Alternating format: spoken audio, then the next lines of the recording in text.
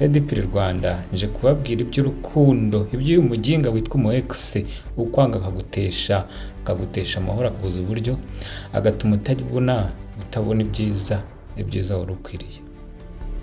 Ex mu magambo yandi, ex aba ari umuntu mubi cyane wagukuye mu rukundo, aho wasinziraga ukarota uri mu sitani umeze neza rwose, ubuzima bwo gutera imbere. Ex wawe wamwiyoreraho gute kandi utamukubise? Muri uyu munsi tugiye kujya inama, twumvikane turebe uko watera imbere ugasuzugura uwakuwanze kandi yari akwiye kugukunda ndetse waramuhaye byose. Inama ya mbere, niba ushaka kwishyura ex wawe nawe ngo yumve agahinda yaguteye kandi nta bugome ubikoranye, bana natwe kuri Redipiri Rwanda maze unakore subscribe. Inama ya mbere tuzaguha ni ugusiba kontakte zose mufitanye rwose, haba telefone, haba imeri, haba ikindi cyose, haba abantu muziranyeho, siba rwose, kuko ibi bizagutera ishavu n'agahinda kandi wifuze kugarura ibyashize bidashoboka. Iyo telefone urebaho ukabona ifoto ukavuga uti ndaguhamagara, mwibutsa agahinda waneye, musabe kudusubirana, ibyo rwose biveho, ubireke byange, kuko nta kamaro namba, ntacyo bizakugezaho. Azagufata nk'imburamukoro, umuntu wabuze icyo akora nyuma y'uko mutandukana urongera ushaka kumugarukira igihe kitaragera. Biveho rwose, siba kontakte zose, siba izo mobile, siba izo telefone, siba email, yewe n'abantu muziranyeho nushaka ubagendere kure, ariko wiyubake.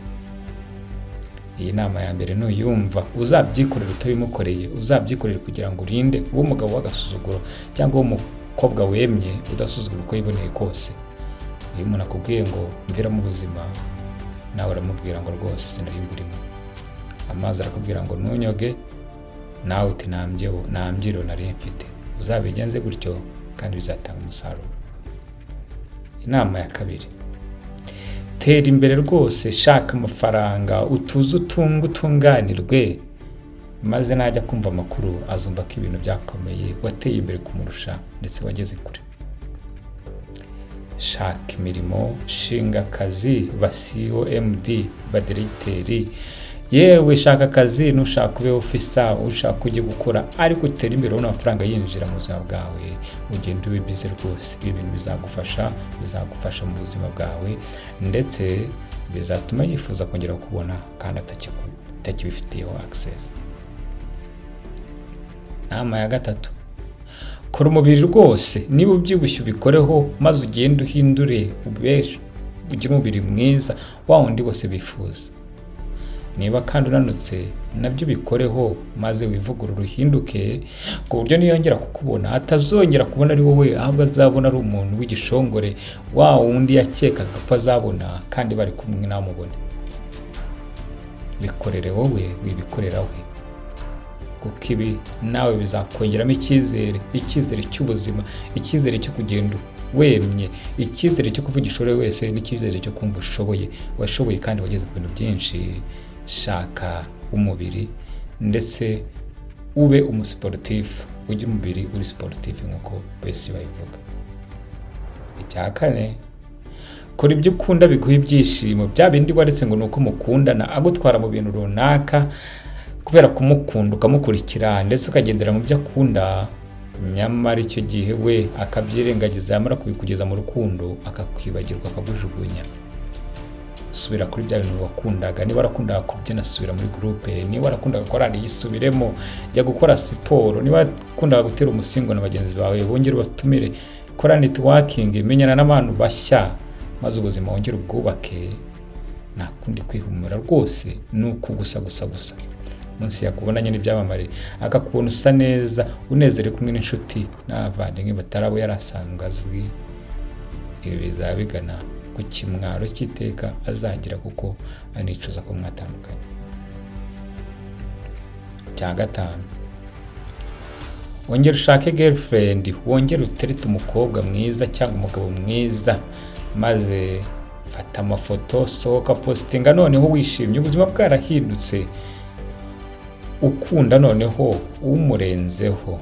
Ibi nubikora nta kabuza azicuza uburyo yagusize ndetse yaguhemukiye kuruta kumukubita. Burya rero kwihorera kuruta ibindi no gutera imbere kurusha uwaguteye mu bibazo.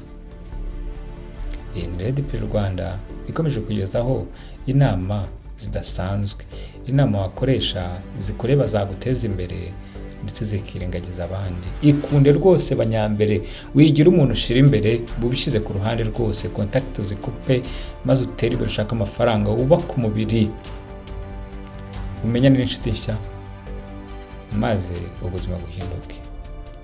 Burya rero wahemutse nta kintu akora nyuma yo gutandukana nawe, kuko nta mubabaro aba yarageze utuma ahinduka aguma ameze kwa kundi. Koresha akabaro yaguteye, wiyubaka, uheranwa n'agahinda. Usibye nawe nibigenda gutya n'abandi basore cyangwa inkumi bazakurwanira rwose, bifuze ko mukundana, ayo makuru azayamenya kuko nawe gukurikirana kurusha uwo mwatandukanye. Ngamenye ubuzima bwawe, amenye ko ibyo yavuze n'ibyo yakekaga ari byo, ko wabaye imbwa rubebe cyangwa wahindutse umuntu udafite umumaro. Namenya ibiriro konterere azicuza yumirwe, ibintu byose bizahinduka, uzaba wihuriye bya nyabyo. Ishyura Ex-wawe nawe yumva agahinda yaguteye kandi nta bugome ubikoranye. Iyi ni RDP Rwanda, kora subscribe, share na like, maze izi nama zacu zijye zigufasha, zikongera ubumenyi, zikongera imyumvire n'ibindi bizagufasha kubaho wemye, uri proud y'uriwe ndetse unishoboye mu buryo bushoboka, ushobora no gufasha abandi. Umunsi mwiza.